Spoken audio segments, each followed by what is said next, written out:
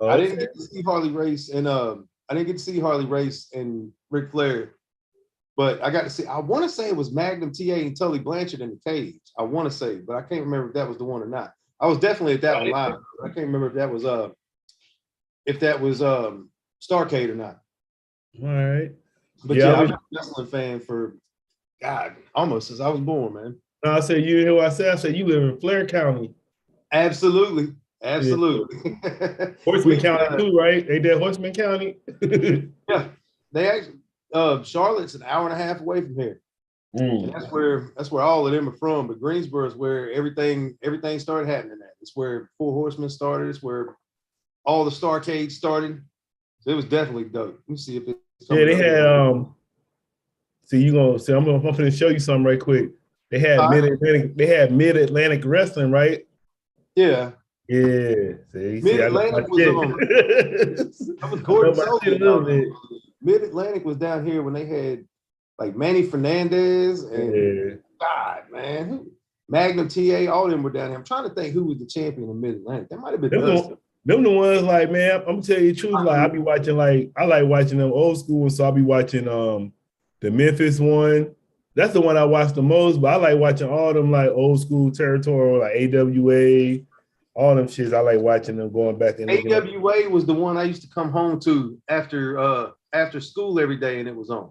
Like on ESPN, as a matter of fact. I was just gonna say on ESPN. One that yeah, AWA, yep. They had Booker T on there back then. Looking down, I'm finally getting this thing to share though. I got it. That's all good. All right, y'all. Welcome back to PoPolitickin.com, your home for self-help meets hip-hop. Right now, we're live on YouTube. But check us out on Twitch. Just became an affiliate. Spotify, Apple Music, Amazon. 1-2-1-2 and place to be with Eddie Ruger. How you doing, bro? Congratulations on becoming an affiliate too, man, with Twitch. That's big. Yeah, I'm trying to get paid now. I got you got to, man. I got a 3-on-3 basketball league I'll be running. I'm the commissioner. Oh, you about to do something then with the Twitch thing. You got all kind of content. Yeah, it's fun, man. Like I said, actually, shit, I just do that all day and I take a break, do the interview, and I go back to doing that. But you know, it's cool. That's the best way to do it. All right, let me get off my phone real quick. Here we go. All right, it's up there for you. So I ain't gotta worry about it no more. All right. With the basketball league, how long you been doing that? Shit, I just started last week. A week. It's a 3-on-3 sim basketball league. That's fresh content. I already got I started last week and I got 70 people in my Discord. Yeah, basketball, especially like the more independent leagues now are starting to run a lot more events, man. Like I watch battle rap too, and even the battle rappers are having like more celebrity, I guess, entertaining basketball leagues and stuff like that. Yeah, we even got like tonight we got Team Europe against Team USA. So it's 5 guys. They're in the Discord. They're from Europe, and they want to go against 5 guys from USA. So I'm like, man, it's like internet shit, that Discord, all that shit is crazy, bro. I'm connected with people all across the world like this. That's gonna help. That's gonna help a lot, man, because a lot of things that I try to tell people around here is that if you try to stick with Greensboro or with your hometown, wherever you're at, you try to stick there, you're limiting yourself by a lot, man. Like, I mean, if you just put one person in each city of the United States, you're gonna have more than every single person in your. I mean, it's the way people's brains work as far as marketing don't really make sense to me because of things like that. You already got 70 people there. That's been one day. They're gonna spend a year trying to get 70 people to buy their CD in their own city because people in your own city, they already know you. Yeah, I've been saying. Yeah, it's crazy. Like I know for a fact because like me, I'm from Mississippi, so I moved. I'm in San Diego now, so shit, that was probably the best decision I ever made because I don't tell you what I would have did. But I mean, I ain't dissing my city, but if I would have just stayed in Mississippi, that's all I would have just knew. So yeah. And see, now I'm still in Greensboro, and that's because we went everywhere and came back basically. Mm-hmm. But it's different for me because we toured all over the place, and we did a bunch of shows with big names early, got on TV shows and things like that, and then figured out that we could make more money here because now our crowd was worldwide, but we could reach them from Greensboro. because of the Boondocks, that we were on the Boondocks cartoon and we were on Breaking Bad and TMZ and then shows with all kinds of big people. So our reach was a little bigger. We made it on The Source. We made it on Double XL. We made it on a bunch of stuff. So then we took that and just branched out. But that's when I realized that Greensboro was just a small pond to want to be the big fish in. Like, I'd rather just be able to branch out and hit overseas, hit California, hit where you at, hit Seattle. Because right now, believe it or not, other than Greensboro, my biggest streaming cities are Chicago and Seattle. I'm saying, one of them. Ain't Little Brother, they from Durham, huh? Little Brother, or they from Greensboro? Yeah, well, Ninth is from, I want to say Ninth is from Winston, but he teaches and he's from Winston, but he met them in Raleigh, Durham. Okay, that's what's up. So yeah, we just talking. Can you let them know a little bit about homie, man? Ninth is good people. That's what's up. Yeah, his beats are crazy. Can you just take us back a little bit? Let us know your background and how you got involved with hip hop. Absolutely. Well, all right. So I've been listening to hip hop since I was literally 5 years old. My sister gave me a box full of mixtapes. It was UTFO, Roxanne, Shantae, Houdini, Run DMC. Like, basically, they were breakdancing back in the day, and that's what she had, and she basically handed me the box, and I loved it. So since then, I've just been into more music that had more of a bop to it. You know what I'm saying? So I love rock and roll. I love Southern rock, but hip hop is my shit. Like, that's what I love. And the energy behind it was just something different than I'd ever seen. So, by 8th grade, I met my homeboy Selinsky, who I still rap with to this day, when he decides to rap. But he was the man around here. And he happened to be my homeboy in 8th grade. He taught me how to count bars. I was already writing poetry from when I was about 9, from according to what my mom said she found in this box and everything. So, but my first rap I put together was in 8th grade. So I was probably 12 years old, 13 years old. And just kept doing it. I kept writing since then. And my first show, I can't remember. My first show was probably 1999. I can't remember how old I was, but I started young. And then I got real serious with it, after you do everything in your young days and you go out and do all the wild stuff. I got serious with it after that and figured out you could make money with it. So around 2000, I started battle rapping and went undefeated for like 2 years, stopped battle rapping, started making actual music, loved that even more. And it just went from there. And I met one of my homeboys, JJ, who is the music director for Sony, and was the music director. I think he still is music director for Sony, as far as like the Adult Swim and like cartoon animated chapter. So he did music for Black Jesus, the Boondocks, The Last OG, a couple things like that. And I ended up landing music on the Boondocks, helped these guys a whole bunch in the background come up with a bunch of stuff. Then we ended up getting lucky with Breaking Bad. My homeboy Dub Killer, Adam, out in LA, was working with somebody who was like, we need something that's more of an electronic feel to it, which is what we do. Like, we do every genre you can think of, but we have a very unique style. Like, it's more Run the Jewels, but it's like a Southern Run the Jewels, if that makes sense. I don't like comparing it to Run the Jewels, but that's what everybody compares it to. So it's like that, I guess, mixed with like an Outkast type of feel to it. It's weird. It's very unique and it's weird in an awesome way. But so we started doing that, having a ball, and ended up getting on Breaking Bad because they needed some electronic music with hip hop on it. So we landed on that, decided to come back we toured all over the place, came back and started my family, and decided I would rather bring the tours here instead of going on tour. And that way I could spend time with my family and still make music and make money off of it here. So, how many kids you got? 2, and I'm sure you'll hear him here in a minute. Like one. You got a boy and a girl. 2 girls. I got one 8, one 12-year-old. Getting ready to be 13. Yeah, I got a boy and a girl. They 1 and 2. Oh man, yeah, you're in the fun part. It stays fun though. It stays fun. You just gotta pick and choose your battles. but yeah, I'm already picking and choosing my battles with that 2-year-old. She's something else. Smart man. The 3s are where it's terrible though. Terrible 2s ain't a thing. It's 3s. The day they turn 3, out of here. I'm telling you. I don't know what it is, but I don't know. But yeah, so it's fun watching them grow up though. But that's all right. Speaking of the kids, once we got back and started touring and everything, I actually stopped recording and just started doing the shows. And I dropped a song with Ritz, who was at the time on Yellow Yeah, Wolf. he was on the podcast. We had Rich on the podcast. He's dope, man. He's dope. He's one Yeah, of the that's the homie. Me and him met when we were still both in the restaurant business. And that's how we ended up connecting, because we were both touring, doing music, but still working day jobs.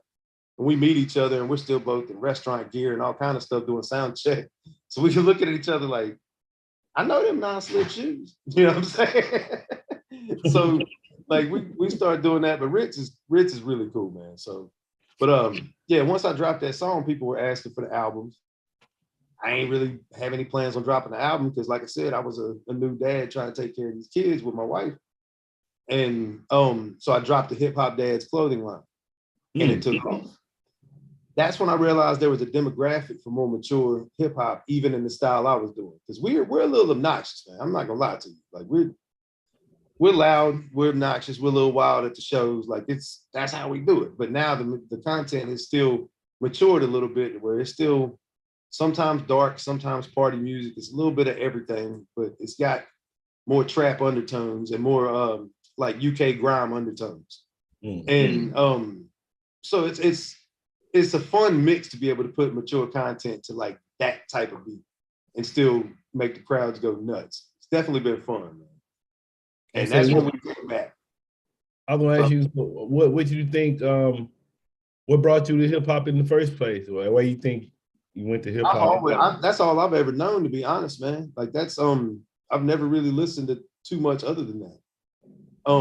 Because like I said, because of my sister, because of older friends I had from the time I grew up, that's what I was listening to. And I had a little bit of Southern rock, like from my mom and dad, and a little bit of, you know, heavy metal from like my older cousins and stuff like that. But it was all hip hop. Like that's what I came up on. Give us your top 10. Oh, my top 10 is crazy. It changes all the time. But right now, my top 10 my number one is always gonna be Redman. So Redman's my number one. Let's see. Outkast, even though they're a group, that's my number two. Kind of switches with number one all the time, no matter what. Let's see. Killer Mike, Scarface, Cool G Rap. This is no order, just going in. Let's see. Biggie. I don't even know how many I've named so far, but I'm trying to think like who actually influenced me. Ludacris. And I'm telling you, that's probably 9 right there. I don't even know how many I named. I said Scarface. Scarface is definitely one. But let me think. I don't know who would be number 10. But then you got people nowadays like Big Crit. You got Earth Gang. Like these are the guys I listen to now. Denzel Curry. But see, like my top 10, like I said, it changes all the time. T.I. is probably in my top 10. That would probably be the other one I would say. But yeah, so mine's weird. Mine isn't like a top 10 that you can really debate on, because it's strictly my opinion. Like I can't sit here and be like, yo, Redman's better than Jay-Z, like with sales and all that. I can't debate that, but I can tell you I like it better. Or I can tell you like Outkast to me would be better than a lot of the groups that other people would say was up there with number one. But that's just what influenced me. So I can't argue with anybody else if they got a different thoughts. They think it's better, but it ain't gonna be better than me. So I don't know if you watched that UGK 8-Ball MJG versus. I didn't get to watch it till the day after, and I didn't get to see the whole thing, but I got to see a lot of it, and it was crazy. Yeah, I was like, give 8-Ball in them. I got songs a song with Bun B, which is one of my first bigger songs that I got. But 8-Ball and MJG are one of my favorite groups from down here, regardless. Like they got hits, and people don't give them enough credit. But they probably, between them and 3 6 Mafia, for about 10 years, they were dropping a platinum single every single year. And it might not have been a platinum album, but it was a platinum single every single year. But people they weren't paying attention because of who it was. But it's definitely crazy, though. And I was gonna ask you. Dropping stuff. She's sneaking out like it's hide and seek over here. Y'all see her. She came in and went. Snuck out the room. And I was gonna ask you, if someone asked you who is Eddie Ruger, who would you say? Oh man, I'm just me, man. I'm a rapper, I'm a dad, I'm a clothing line designer, I'm a community dude. I'm all of it, man. I'm just me. I'm everything. I'm a brand in general. Like, cause you can't just nail me down to saying, hey, I'm a rapper, or hey, I'm a designer, hey, I do shows. Like it's everything in one, man. And it's to the point now where now I'm doing wrestling interests too. So it's a whole different avenue that's even more fun. Like How that you is get into that? that dude, that's kind of the same way when I was taking a break doing shows and I decided just to come back home with all the shows. I started not having fun doing shows because I was dealing with too many artists and too many egos, and it was kind of like babysitting at the end of the day. And they don't want to work, they don't want to put in nothing, but you know.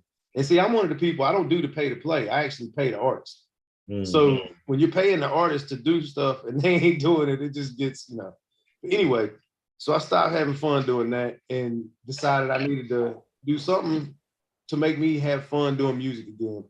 Met my homeboy Lance Lude, who is part of the Ugly Ducklings, who was one of the hottest independent tag teams for a good 2 or 3 years, man. They were in Chikara and PWX and a whole bunch of other stuff down here. They were in Evolve, I believe. But yeah, they were one of the hottest independent tag teams, and they needed a new theme song that would fit their duck gimmick. And they came up with this. They wanted the old ugly duckling sample in with something real catchy. So we literally just made the chant quack at the beginning, and it was just quack, quack, quack, and then the ugly duckling old sample started rolling, and I just started rapping to it. Craziest sounding thing in the world, but it worked. And it actually got called by pro wrestling, I believe it's pro wrestling, God, what is it? It might just be prowrestling.com, but it got mentioned as being one of the best wrestling entrances in the indies, which to me was a huge compliment because that was the first one I had done. So then I got in with TIM, or the Infinite Man, better known as Timmy Lou Retton from the gymnasium. He's been on Evolve. He's champions all over the place right now. But yeah, just started doing it with them, and it started to be fun again. Like making music that I wouldn't normally make for my own albums or my own taste, and just doing what other people wanted me to do was extremely fun. Like I got to make rock songs, I got to make country songs, I got to make more like party rock style songs like LMFAO and all that stuff back then. Like, dude, it's fun. Yeah, I see you got a song with Matt Castor now. That's a fun story, man. All right, so do you know JD Drake? Do you know who JD Drake is? Yeah. He is phenomenal. The mayor of Chop City. Don't ever ask to get chopped by that dude. He's actually in the video. And the reason he is in the video, other than he's just a cool dude that decided to show up, because I'm not gonna tell him no anytime he shows up and wants to be in anything. He was in AEW, and like I said, that's a homie of mine. And so I hit him up and was like, yeah, I got a random favor I need to ask. Nothing crazy. I don't really need anything. It's just it's easy to do. And he was like, that don't sound right. How you got a favor, you don't need nothing? I said, just hear me out. When you pass Max in the hallway, tell him to check his DM for Eddie Ruger. I got a beat for him. And he was like, okay, that's it. I said, that's it. I said, but tell him who I am. Tell him I did your song. Just say, hey, check your DMs. There's a beat in there for you from my homeboy Eddie Ruger that did my song. Within 30 minutes, I got a DM from Max Castor like, hey, I heard you got a beat. And we just went from there. And Max is one of the easiest dudes ever to work with. He's also a producer and an engineer himself. So I sent, which I'm not, by the way. I can't produce or engineer. I can just rap and promote. That's me. So I sent him the beat. I asked if he liked it. He sent it back. I wrote the hook, sent that back with the hook and the verse, and we knocked it out. And then we were going to do a video, and he ended up, while they were in Greensboro, and he ended up getting pulled off the road. I think he was sick at the time and couldn't get the video done. So he ended up being cool enough to get one of his friends from AEW that shoots a bunch of the promos from there to shoot the promo in between. It was actually the same day he did the Sting battle rap. He shot this. It looked like that. It looked like that when I was watching it. Yeah, he shot this in between those scenes, man. So it's really cool. And then sent it back to us, and we edited, or we didn't. My brother Ty Brew, who's an award-winning videographer around the world, he's won all kind of stuff: Mexico, Italy, France, all kind of places. But yeah, so then we dropped it, and that's just how it went, man. It's crazy. I got one with Swerve and Montezi coming up real soon too. The song's out, but the video we just started on. Yeah, I like Max though, because he can actually really rap. He be spitting. Yes, he can. Yes, he can. It's real funny because between Swerve and Max, I was telling everybody like around here, it was funny that the wrestlers right now might be able to out rap a lot of these rappers. Huh. It's interesting to me to be on both sides and to see this because I'll send you the link to the song with me and Swerve called All Hustle. Swerve went crazy.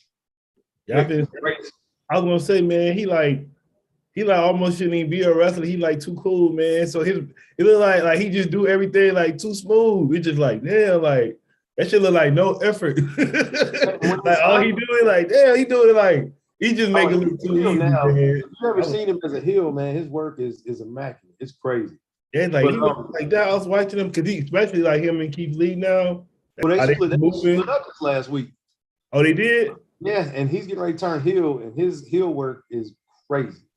What show they split up on? I thought I'd be Battle Royal. He threw Swerve threw Keith Lee out the Battle Royal Wednesday when they were doing the #1 contender for. Was that the #1? It was whoever won that was fighting John Moxley. So last Wednesday. Yeah, I didn't watch the episode. I gotta watch the episode then. I'll get caught up. Well, I didn't mean to spoil it then, my bad. But no, that's crazy though. That's like why they already broke them up. They weren't even together that long. So that's kind of that's what a lot of people are saying. But I think because they got 2 stars hurt. They got CM Punk and Daniel Bryan hurt. I use them. They're trying to do what they can right now. But they also got they said when they signed Swerve, they said he was a mainstream crossover star from the get-go. So they're trying to do different things with him, I have a feeling. So I bet they're trying to figure out who they can get on there. I would say, so it sounds like you're an AEW fan. I'm a wrestling fan in general, man. I can tell you about just about every organization from PWG on down to CZW to GCW. I try to do what I can with all. You don't know about GCW hard. Yeah, man, what's crazy is it reminds me of early ECW, but not like in its own way. But like the buzz and the generic like grassroots following they got, it reminds me a lot of ECW. My roommate was in the ECW, one of the episodes where the ring collapsed, where all the fans got into the ring. He's the shorter dude with the bucket hat right in the front. Yeah, he the reason the ring broke. The extra 65 pounds. Now I'm gonna tell you, because I got a wrestling podcast. So guess who I got to drop from my podcast? Who's that?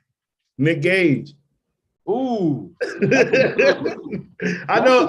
I just kind of like got it. I posted it, but I just said on the comment like, damn, I thought he was gonna be like, fuck you, don't even do it. I was like, damn, Nick Gage did that shit. I was all happy and shit. I've never met him personally, but one of the guys that used to run my door for me is a huge GCW fan. He actually is the 6 foot tall dude in a pink hoodie that ran up to him in the last match he had down in Atlanta, Georgia, like a month and a half ago. But you could see him on the stairs, and I text my homeboy Steven, I'm like, yo, is that you? He's like, yup. And they sent me back a picture of the sign.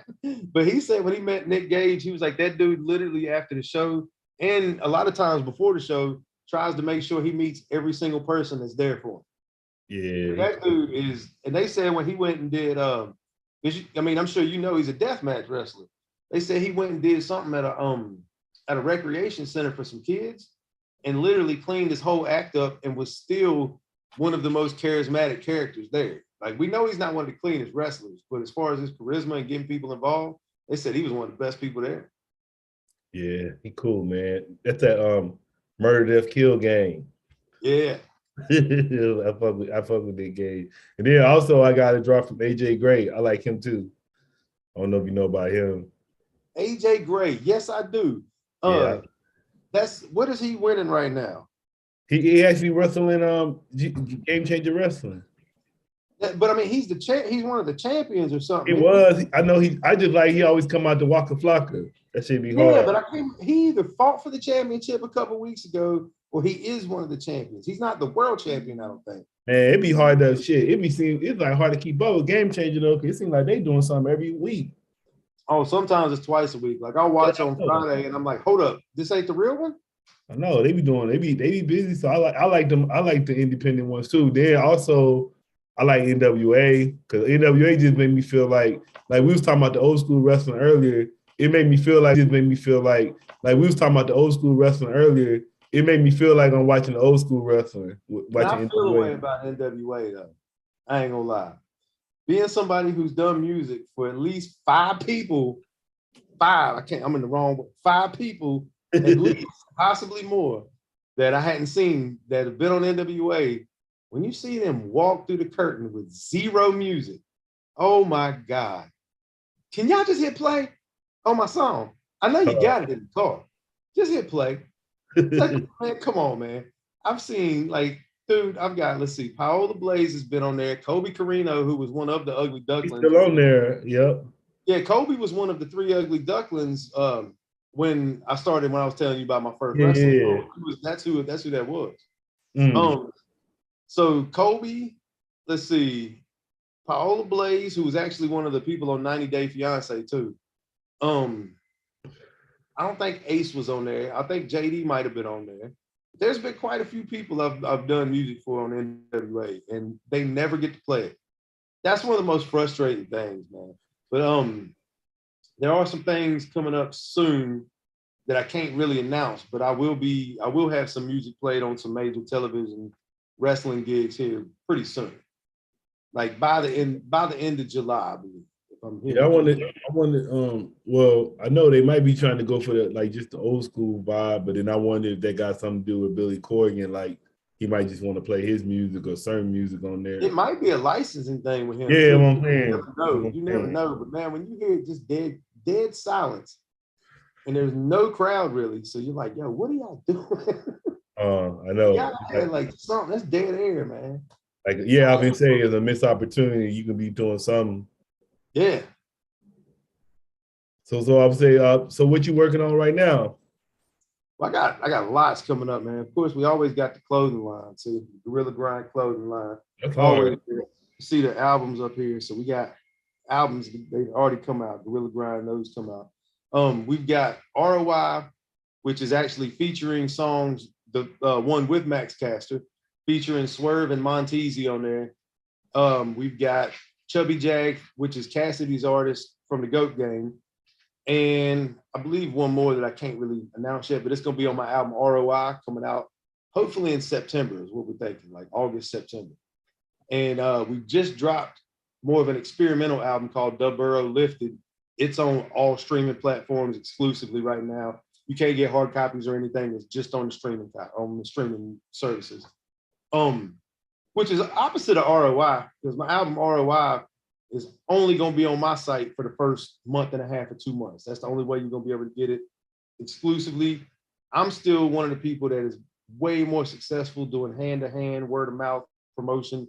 I got 500,000 streams last year and still made more money selling CDs at the few shows I did. So to me, it's just easier to concentrate on the physical album. So this one, you will be able to get physical copies of ROI. You will be able to download it from my site. And if you buy a physical copy, you also get a download code and you get a download card with that code on it. So you'll have 2 to 3 different ways to get it, and they're lossless files. So it will be the same quality as the CD or a vinyl record. Like I'm not playing with the streaming services. I'm gonna put it out there, but it's gonna be like 2 or 3 months later. And to be honest, we're probably gonna put it out one song at a time on the streaming services. We're probably not gonna put it out. Why you doing like that? It's way more successful. And I ain't gonna sit here and bore you with the algorithm talk, but basically, if you put out a whole album, they're only gonna showcase one song off of that album, maybe 2. And the way Spotify and a lot of these places work is they play on shuffle a lot because of the playlist. So you're only gonna have that one song that gets played. Like it's gonna be the first, it'll be the song that you pitch to them, which a lot of people don't know. Y'all need to pitch your songs to the playlist, not pay them, but submit them to the Spotify playlist. There's ways to do it. I can get into it. Go on Spotify artists. They'll let you submit your songs to the release radar and stuff. So anyway, they'll put that song on one. That's one song. And then when the album drops, people will go play it. And even on shuffle, it'll hit that first song. So that's only 2 songs. So if you got, just say a short album. So you got 10 songs on the album, not an EP, but an album. You got 10 songs. You got 8 songs that are getting really, really neglected as far as promotion, as far as people hearing it. Like those could be B-sides. A lot of times are your most introspective songs that your fans want to hear. And they're not gonna hear it because they're gonna play the first song and then the one you pitched as far as like the club bang or the the most commercial one, whatever. But so if you release it every 2 to 3 weeks, you release a single on the streaming site. That's bad. They're gonna promote that song. So you're getting every song promoted. And like I said, it's just easier like that. Now, when you drop the album, they're not gonna still promote those same songs. But if you drop the album and you haven't promoted like the last 2 or 3 songs, you drop the album, you pitch one of those as the release, and then the other 2 are the first 2 songs. So there's a lot of like puzzle pieces that go into it. But like for my people, if they want to hear my stuff, they go directly to me or my site anyway. Like they know that I'm very easy to talk to. You hit me up, I'm gonna hit you right back. Like that's just usually how it is. So it's easier to go to me and get the music than it is to go to the streaming site. So you can call me and ask me a question, I send you the link. So I mean, it's always been easier like that because I've always toured around and sold merch and talked to the fans and that's just how it's always been, man. And I found that to be always very consistent, no matter how the music industry changes. They can go to streams, they can do the downloads, they can do the ringtones, they can do whatever.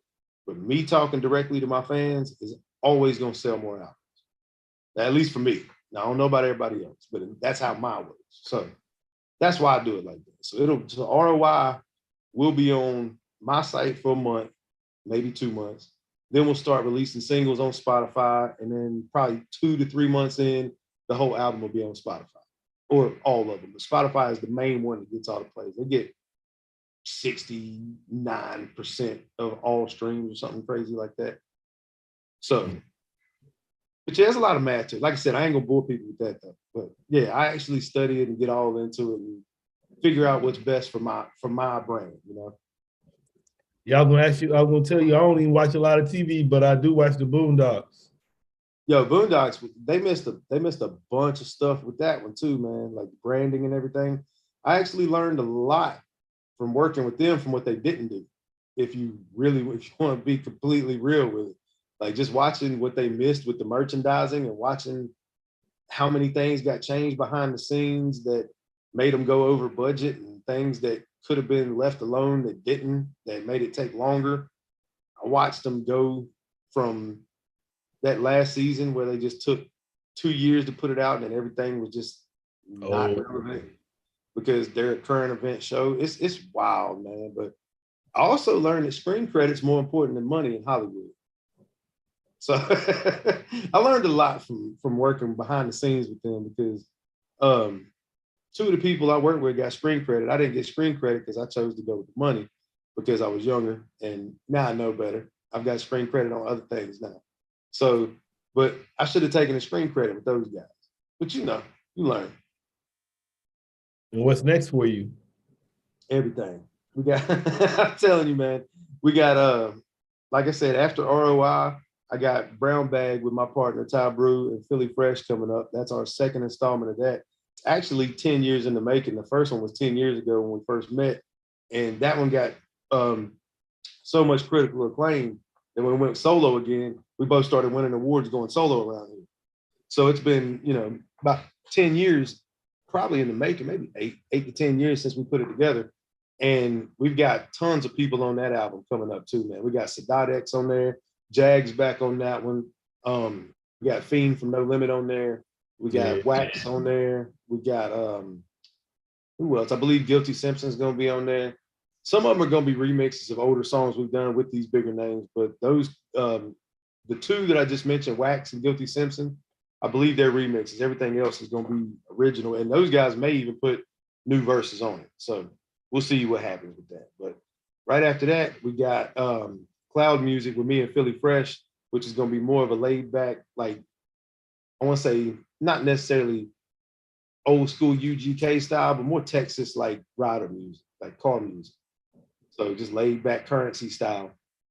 But yeah, it's gonna be fun, man. It's definitely gonna be interesting because we got 3 different albums with 3 completely different vibes coming out.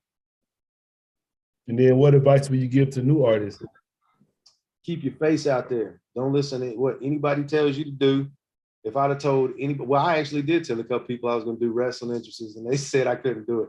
They said it was the dumbest thing ever. Don't let nobody tell you what your vision is. You show them, because they can't see it till you show them.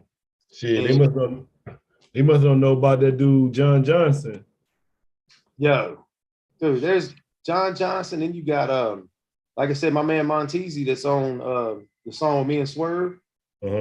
He actually does a lot of interests, which is how me and him got introduced, because we both do interest music for wrestlers and we both do hip hop. Like outside of that too. Like he just dropped a song with John Connor. Really dope, man. Really dope. But Montezi is Swerve's partner in the Swerve City podcast. So when I hit up Montezi, I'm trying to do a song with him, and he was like, yo, Swerve's beside me. You want him on too? Hold up, what? Swerve's beside me? Like, I didn't even know he knew Swerve because I just met him through somebody else. He was like, yeah, I'm Swerve's mentor. Like as far as music, not wrestling, but like I'm his mentor. And I'm like, yo, yeah, let's get him on the song, man. And then Montezi, I found out he's done like 300 something intros, man.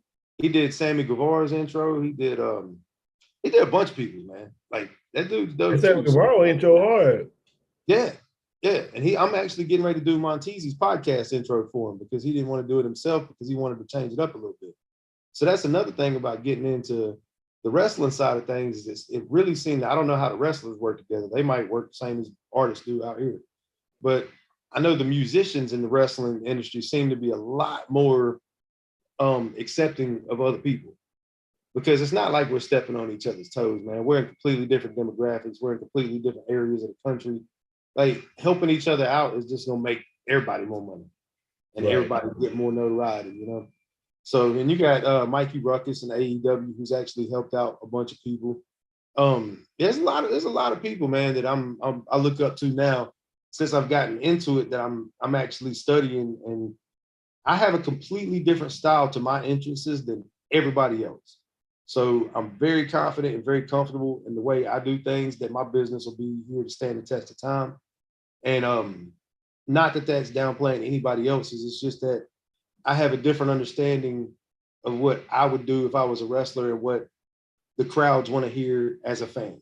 And I put all that together with somebody who's played literally thousands and thousands of live shows in front of thousands and thousands of people. And you hear the chant. It's the same as writing your music for the club, for the live crowd, as opposed to writing it for the car. So you're going to write something for the artist that's going to get their crowd into it, but it has to be their crowd. It can't just be the crowd. It's got to be their crowd.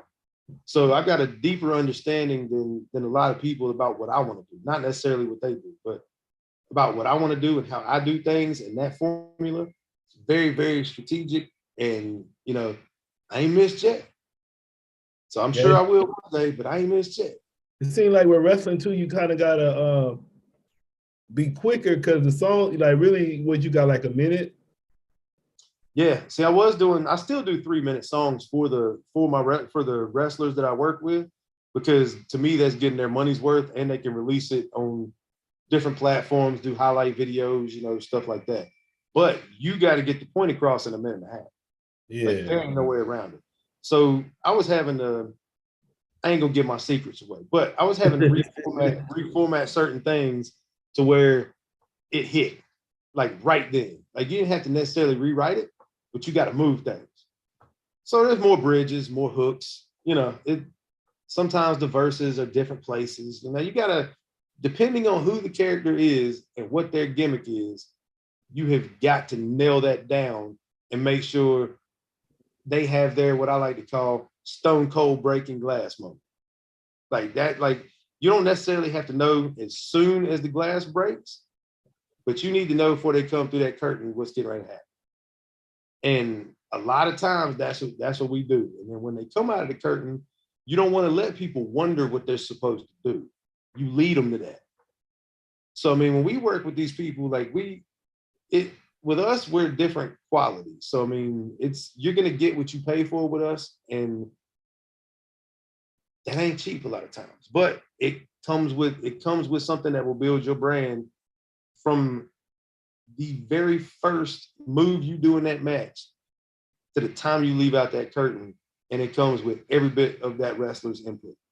I mean, we don't do anything without them letting us know it's okay, word for word. So I mean, it's definitely a process, and I didn't give away any secrets in that. So I'm proud of myself for that. All right. Then what would you like to say to your fans and supporters? Yo, thank y'all, man, for 2 decades of support, man. Y'all made me have a very successful music career, and I'm still going. I appreciate that. I've been able to branch out into more commercial success with doing commercials, with doing a bunch of custom music for podcasts, for doing custom music for wrestlers. I got 17 albums out, getting ready to be 18, 19, and 20. There's a bunch of them right up there.